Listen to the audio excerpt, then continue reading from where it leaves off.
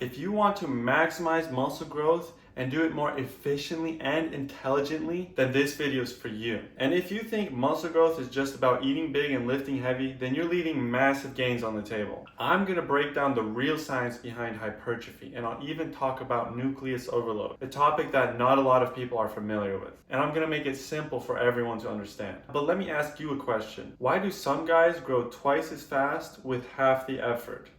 It's a method. I'll show you how to master muscle growth through training styles and methods, diet, sleep, consistency, and nucleus overload. And I even have a bonus tip for you at the end. So let's get right into it. Now let's talk about the first point, which is training. So there are multiple training methods, and a lot of them you should use. And I don't mean CrossFit or calisthenics. I mean specific principles that you should apply to your workouts. The last thing you want to do is get stuck into some mundane 6-month bro split where you're doing the same thing over and over again, and you get stuck in this cycle where your body recovers from each workout, but it never overcompensates and makes you stronger or bigger. Meaning there's nothing worth to adapting to. You gotta keep pushing your body in different ways to keep finding growth.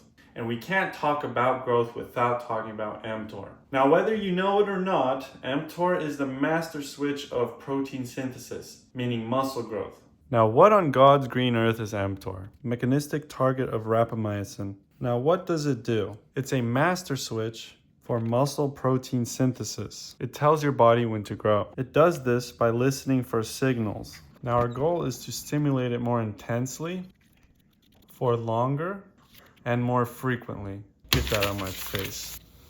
Now at the center of everything, we have mTOR that stimulates protein synthesis, and we're going to talk about the best ways to stimulate it. So we have mechanical tension and stretch, and lifting heavy, stimulating these. So when you lift heavy or stretch your muscles under load, proteins like FAK and integrins senses that tension and send signals to mTOR saying, we need more muscle. And mTOR says, okay, I got you, bro. And then we have amino acids. So eating protein, especially leucine-rich foods, activates mTOR directly through a sensor system. Then you have insulin and IGF-1, and carbs like a candy can spike insulin. Now insulin is good, but in the terms of overstimulating it by overeating and developing insulin resistance, then having too much insulin is bad. But insulin itself stabilizes your blood sugars, and it also helps with nutrient and energy uptake. But insulin and IGF-1 boosts mTOR through a separate hormone pathway, especially after meals or right after training.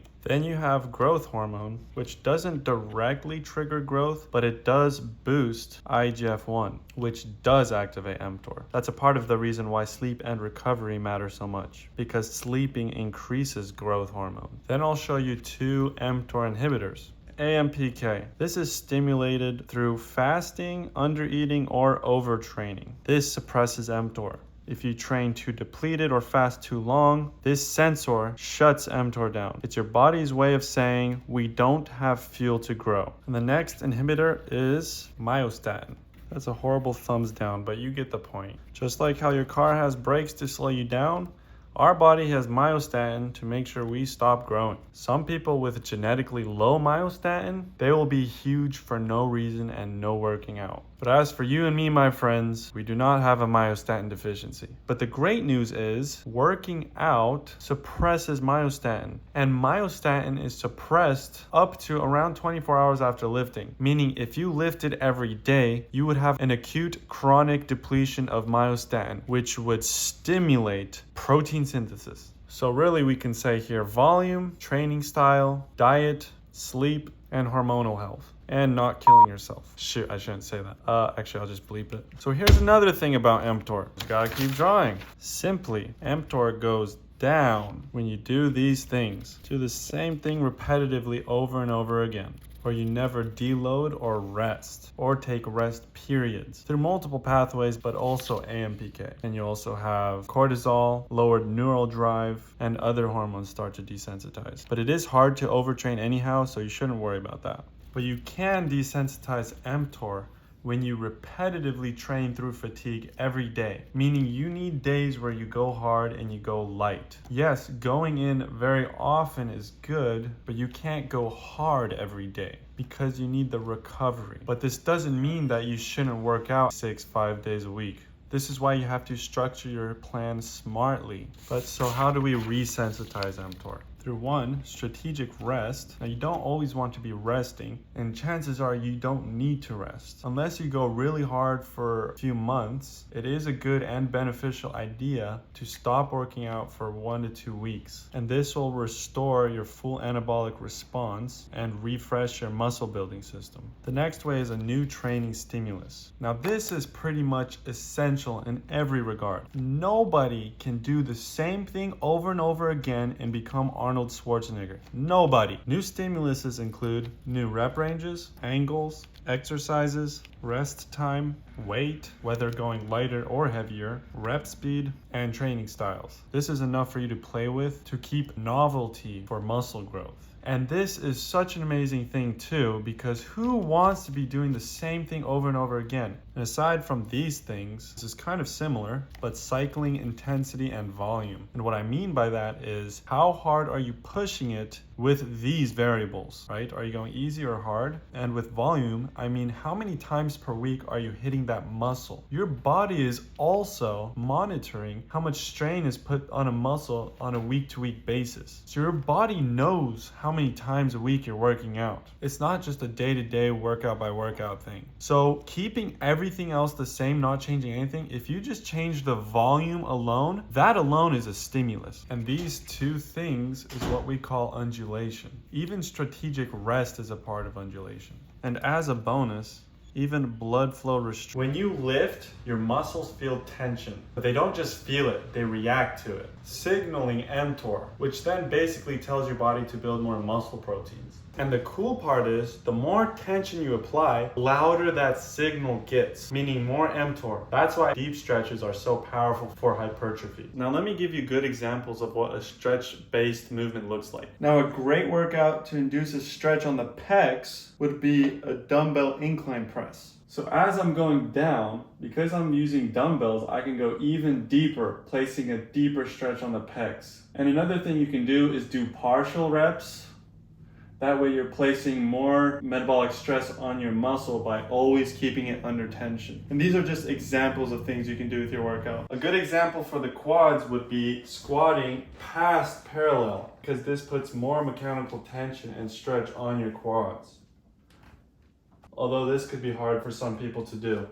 An example for the triceps would be an overhead tricep extension, where the hardest point of the movement is actually very close to the stretched position, and is placing a good stretch on the triceps right here, and this causes greater muscle growth. This is called stretch-mediated hypertrophy, which also stimulates satellite cell activation. I'll talk about that more later. The last thing I want to talk about on this point is metabolic stress. Now, what exactly is metabolic stress?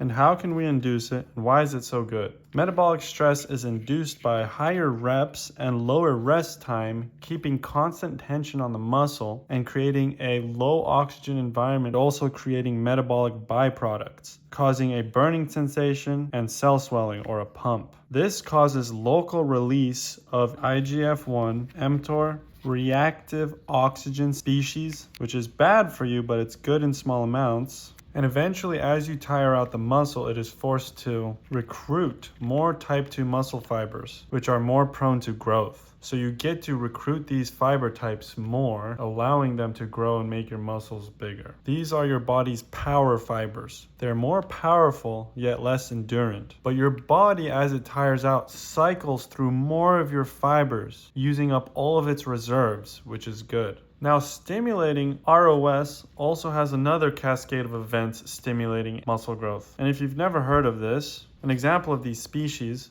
are superoxide, hydrogen peroxide, and free radicals. Now, these are bad, but they're actually good because they cause your muscle to adapt in a special way. And what these do is activate satellite cells, increasing muscle nuclei, further increasing mTOR, and something special, it also increases PGC1 alpha, which just makes your muscles increase the amount of mitochondria in them, which will make you more endurant, basically meaning you have more energy factories in your muscle. I spelled this wrong, but it also, as an added benefit, increases insulin sensitivity, which is good because insulin sensitivity causes your body to uptake and use sugars and nutrients nutrients more effectively, which is absolutely essential, especially for muscle growth and getting energy to muscles and even your brain. Now, this is a good thing because when you're working out a lot, you're using a lot of energy. Because of this, you're going to eat more. And thank goodness the body has a system to where it becomes more insulin sensitive because you are going to eat more, and eating food to a degree causes insulin resistance, which is bad. Also note that it's well studied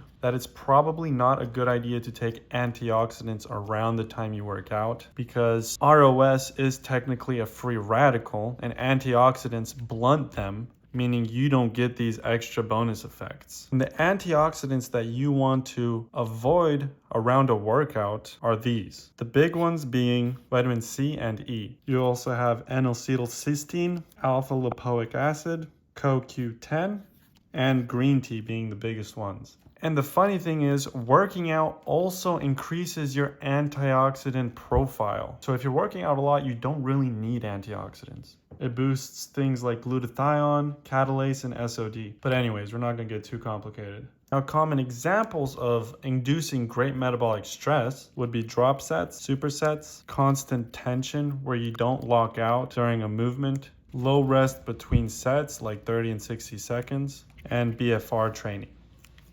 Blood flow restriction training. Now, what is this? It's actually a pretty powerful method to causing increased metabolic stress. This includes wrapping a band around your limb at the base, being arms or legs, at around a 6 or 7 out of 10 tightness, partially restricting blood flow, and lifting very light weights at around 20 to 40% of your 1 rep max, which mimics very hard training with a light load, reducing tendon strength, which restricts blood from leaving the limb, which amplifies metabolite buildup, amplifying metabolic stress without even using heavy weights. This also increases type 2 fiber recruitment, which is a great thing, and also increases satellite cell activation, which is also a great thing. And we'll talk about this more later. Let's move on to diet now. For dieting, it is important that if you are skinny, you cannot be building muscle without eating enough or eating in a big surplus. How much are you burning? What's your maintenance? And if you want to gain or lose weight, you need to adjust it and monitor it. For really skinny people, they could, especially when you're young, you should be eating a lot and frequently stimulating insulin and mTOR and getting those macros in. Not to mention, when you're not eating enough, it actually suppresses testosterone and other anabolic hormones and can increase cortisol, which breaks down your muscles. So don't be starving yourself to death. Fasting and intermittent fasting can be okay if you do it right, and it could even be beneficial. But typically when you're trying to gain muscle, fasting or intermittent fasting is gonna inhibit that. Now, long story short, fasting can increase growth hormone, which is anabolic, as a protective mechanism, saving you from losing muscle. So I'm not saying fasting will make you lose muscle, but it'll definitely be hard to gain it. Now, if you're trying to lose weight, you need to be in a caloric deficit, meaning you find what your maintenance calories are, and you do that by this. You take your body weight, for me is 175 pounds, convert to kilograms, 79.4 is 794. Height is 185 centimeters, times 6.25 is 1056. Add that to this number down here is 1950 minus your age times 5. 22 times 5 is 110. So we'll negate that here is 1840. And you multiply that by your activity level. Sedentary, light, moderate, heavy, and athlete. I would categorize myself here. This times 1840 is 3,174. And if you want to gain 1 pound a week, you have to add 500 calories and remove 500 to lose 1 pound a week. But this is my maintenance. You can just use an online calculator. Now, before this video gets too long, I want to cover common dietary mistakes and deficiencies. Number 1 is vitamin D. Most office workers and people that aren't in the sunlight very much, to put this into perspective, you need to be in the sun around 30 minutes a day to hit your vitamin D levels. And I doubt a lot of people are doing that. Because of that, surprisingly, 42% of Americans are deficient in vitamin D. That means almost half of America. So there's a 40% chance you're deficient, and this will destroy your gains. It boosts testosterone, supports muscle function, increases strength, recovery, and aids in protein synthesis. Not to mention, you'll probably get a little depressed when you're deficient. Now also, potentially 15% of people are zinc deficient. This supports testosterone and muscle repair, boosts protein synthesis and immune function. Particularly athletes who sweat a lot and vegetarians are more prone to zinc deficiency. Estimated 60% of people in America is deficient in magnesium. Magnesium is an electrolyte. It's crucial for calming the muscles down and muscle contractions, ATP energy production, reduces cortisol, which is catabolic and breaks down your muscles, improves your sleep, and if you're sleeping better, your hormonal profile is better and more anabolic, helping you build muscle. Now for me personally, magnesium L-threonate, just quickly putting that out there, is a great supplement to take before bed, and it's helped my sleep a lot actually. And if you're not eating a lot of vegetables, dark leafy greens, black beans, almonds, avocados, then you might be deficient. Approximately 15% of tested adults in America is iron deficient, but I don't trust that BS claim. First of all, doctors don't test iron properly. You need to check your ferritin levels, not your serum iron. Long story short, ferritin is your body's reserve for iron. You want to look at what's in reserve, because your body will spend less iron when you're low on reserves. So your serum level might be good, but your reserves might be low. So I'm gonna jack up that number probably like 30-40%, especially if you're vegetarian, because red meats and shellfish and fish has the iron. You want heme, not non-heme iron, which is way more bioavailable. Again, I don't wanna take too much time on these topics, but we're talking about maximizing muscle growth. Especially very active people and women that are menstruating, losing blood, you are at an increased need for iron. Next, protein quantity and quality. Simply put, the easiest way to say it is get 1 gram of protein per pound of body weight. So for me, I would need, maybe because of my activity level, 200 grams per day.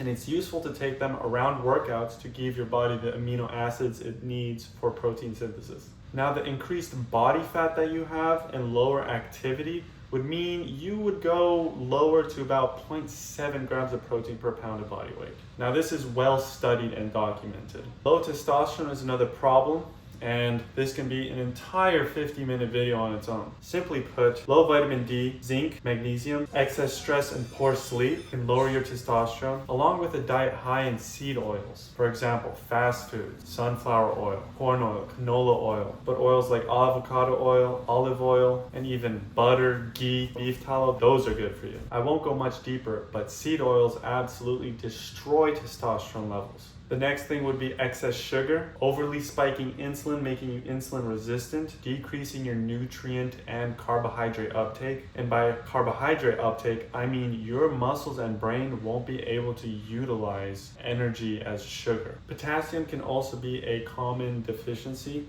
which is an electrolyte. If you're deficient, you can be cramping, have poor sleep, racing mind. But another way to affirm this deficiency is ask yourself, am I eating vegetables? Bananas, greens, avocados, potatoes? Potatoes has a lot. If the answer is no, it's time to question it. But here's the thing, you can train like a beast, but if you're deficient in a lot of things, you are leaving huge gains on the table, or you might not even make gains. Your body is a machine of biology. It needs all of these things to be in balance, to be able to do what it was meant to do as it did in the past. Because nowadays we're adapting to a different environment because our body was used to how we adapted in the past with different lifestyles, foods, and activities. Phones, staying up late, processed foods. Long story short, in terms of maximizing growth, this is where you also want to look.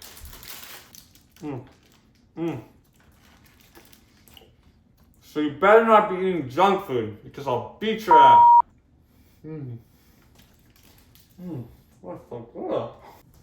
In all seriousness, don't be so strict. Obviously in moderation it's okay, but don't make this 3 meals a day. Next, sleep. Do you hit your head on the pillow and succeed? Now you don't need to get 8 hours of sleep, but that's optimal. And even for younger guys, sometimes you can get a little more if you're really active. Because sleep is a super anabolic steroid, and there's no steroid stronger than sleep, except for maybe Trenbolone, but I don't know. Now, this is not a sleep efficiency video, but I'm going to tell you why sleep is good. Number one, 70% of all of your growth hormone is released during sleep, which increases protein synthesis, aids in muscle repair, promotes fat loss, and growth hormone also protects against muscle loss for when you're not working out. Point number two, the body does most of its repair during sleep. It uses sleep to rebuild and repair muscle fibers, reduce inflammation, and mobilize amino acids. Number three, poor sleep equals low testosterone. For example, I knew somebody that had a 250 testosterone level, and as soon as they started supplementing with testosterone without even training, they gained 20 pounds of muscle in, I think it was a few months. Low testosterone lowers strength, muscle gain, motivation, and libido. Not to mention that testosterone allows you to utilize your muscle fiber, meaning when you're working out, testosterone improves neural drive and you actually use a higher percentage of your muscle fibers. Number four, sleep supports brain and nervous system recovery. Your central nervous system takes a heavy beating from heavy lifting. And if you do this a lot, your central nervous system will downregulate and you'll start to feel bad, lethargic, and not motivated. You'll be weaker and have lower output. Now, point number four, arguably the most important point. And this has nothing to do with supplementation, training, or diet. It's the mindset. Now remember, motivation, it gets you going. Discipline keeps you moving. But consistency, that's what turns effort into excellence and success and breakthrough. Anything you do doesn't matter if you don't do it with consistency. So the most anabolic steroid is your mind. Get your sleep, get your diet, get your training, and repeat. And it's not boring, trust me, you can make it fun. Some people live for this stuff and they love it. There's so many testimonies and stories of people's lives being changed by this. And let me pull a Rocky quote. It's not about how hard you can hit. It's about how hard you can get hit and keep moving forward. That's how winning is done. Anything in life, it all requires follow through and discipline. Listen, I'll tell you something that hit me. Look, it sucks. It's hard to get in shape, but it's also hard to be out of shape. It's hard to have a job 9 to 5, but it's even more hard not to have a job. So remember that whatever you do, it's all hard. So do the good things that are difficult. Volume and nucleus overload. We already did a deep dive on some of this. Now you're going to get a deep dive on nucleus overload, satellite cell activation, what it does, and exactly why volume causes more growth. The relationship between high training volume and muscle hypertrophy is well supported empirically and mechanicalistically. I'm going to give you a detailed explanation of why high volume tends to increase muscle growth, and significantly. Now, when I'm talking high volume, I'm talking up to 6 or 5 times a week, maybe even 7 if you're training smart. Number one, muscle growth is somewhat dose dependent, meaning the more you'll hit a muscle every week, the more it'll grow. So number two is more volume equals more motor unit recruitment.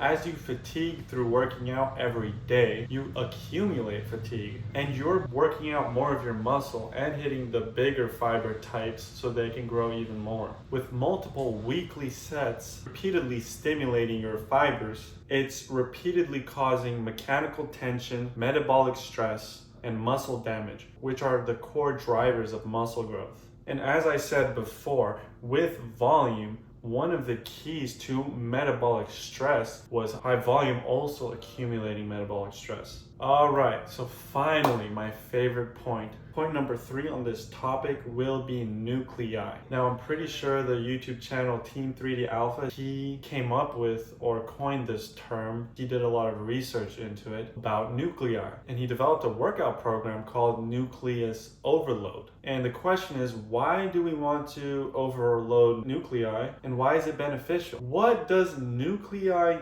do? Well, nuclei is magical. nuclei, simply put, are like architects, where each nuclei cell is responsible for an area of muscle. On a job site, each nuclei will be responsible for each area of the building, like the bathroom, the office, closet, etc. This is called myonuclear domain. And nuclei handle protein synthesis, where the more nuclei you have, the greater degree you can synthesize protein, because nuclei tell ribosomes, which are like, in this case, material makers. Imagine if they're making bricks and nuclei hold your DNA and they're the architect. They're telling ribosomes to make the bricks, and this is where you need to lay them. So the more nuclei you have, the more protein you can synthesize, and the faster you'll build muscle. This is what muscle memory actually is. It's in the nuclei. Once you get nuclei, I'll tell you how to get nuclei in a second, your body almost never gets rid of it. So when you increase your amount of nuclei, you can basically build your muscle just faster. You can almost say you're getting more muscle at a faster rate, but that's kind of the same thing. The next thing I'm going to talk about is satellite cells, which I've talked about a bit earlier in the video, but they're absolutely crucial to muscle growth. Now, the purpose of satellite cells is when the body recognizes that it's being pushed too hard or past its adaptational limits, it activates the satellite cells, and the satellite cells begin to multiply and donate the new satellite cell to the muscle. Now, what does it mean when the satellite cell donates itself? The satellite cell holds a nuclei, and when it donates it to the muscle, the nuclei is added to the muscle permanently. This is the key. When you're adding the nucleus to your muscle, all of a sudden, you have more architects and managers working on your muscle, building it even faster. Now, the key question is, how do we keep activating the satellite cells to keep donating the nuclei? So the good training methods that I mentioned in the beginning of this video are actually the keys to stimulating nuclei. So it would be novel movements, high frequency, high metabolic stress, high stretch, and high volume. Now here's the thing. Your question now might become, well, if satellite cells are activated by crazy workouts that pushes past your body's adaptations, working out every day, such as in nucleus overload at a sub-maximal effort, doesn't seem like it would ever stimulate satellite cell activation, right? Actually wrong, because although nucleus overload is working out every day, even 7 days a week for a whole month with a 1 week rest period at the end, or even 10 or 14 days, which I wouldn't rest that much. I would work even more and move past that, and maybe at month 2 or 3 start a deload phase, maybe of 10 days. You'd be asking, well, why does these sub-maximal effort workouts stimulate the satellite cell activation so well? The answer is accumulated stress and fatigue and cell swelling. This generates persistent metabolic stress. Not to mention, as I did earlier, mTOR needs to be stimulated more frequently. So when you're working out every day, you're getting daily bursts of mTOR, and you're getting daily drops of myostatin. When myostatin is elevated, as I said before, muscle building is turned off. So get this, you get constant elevation of mTOR and a constant suppression of myostatin. And on top of all that, you're still building metabolic stress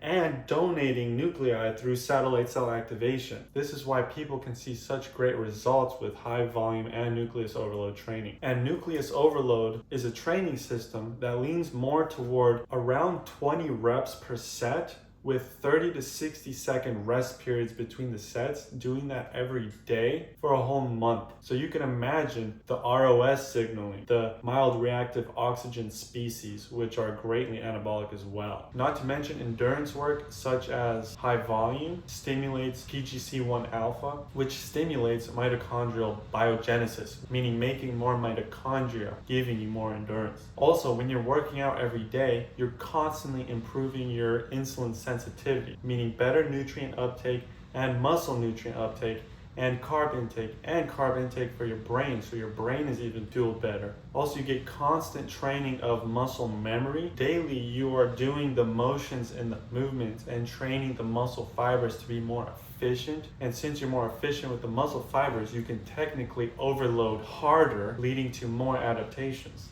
And I think even in some studies, I looked at this a few months ago, but in some studies they found that people that work out every day has around a 40% decrease in upper respiratory illnesses, sinus infections, flus, fevers, pneumonia, and infections. And as if you thought the benefits would stop, but they just don't. High volume training also stimulates VEGF, vascular endothelial growth factor, which means you will grow more capillaries and new capillaries, which means more oxygen uptake and more nutrient uptake, more blood flow to your muscles, meaning better endurance. Also stimulating PGC1 alpha and HIF1 alpha. You're probably just sick of benefits at this point. No, sorry, you won't get sick because your respiratory illness chances went down. So I briefly touched on what nucleus overload is. Now you know what it is and you can use it. The last thing I'll give you is desensitization avoidance, where you don't want to get to a point where your body becomes desensitized to anabolic hormones and just stops growing and plateaus. And plateaus can happen once you do this long enough and mTOR starts to switch off because you've been working out so long, so often, so much volume, so much accumulated stress. Now you're supposed to be in kind of near the maximum towards the end for the maximum benefits, but you don't want to get to the maximum to where your amount of volume and workout frequency is surpassing your recovery. But I doubt a lot of people are even getting to that point. Now this is the bonus point. Supplements. Some honorable mentions would be number 1, creatine. Creatine monohydrate is most studied, cheapest, and just as effective as fancy versions. Number 2, whey protein powder. Just makes life so much easier hitting those protein goals. Put it in your shake, put it in your shaker bottle, put it in some pancakes. And the third worth mentioning would be ecdysterone, or mainly tercasterone, something you can look more into. Also, if you want to, it wouldn't hurt necessarily add fish oil supplements. Looking into adding magnesium L-threonate to improve your sleep and magnesium levels. Definitely get the vitamin D taken care of if that's an issue. Supplement, take that with K2 to make sure that calcium is directed in the correct places and doesn't end up in your arteries and clogging them. Well, that was a lot, wasn't it? Thank you guys for watching this video. Now, if it has helped you or you learned anything, like the video, feel free to subscribe, share this video to your friends if they need it. I'm sure they would be happy to hear this stuff. Who wouldn't want to work out more intelligently and efficiently? And if you want to get notified every time I post a video, turn on the notification bell to get notified when I post. And with that being said, thank you so much for watching, and I'll see you next time.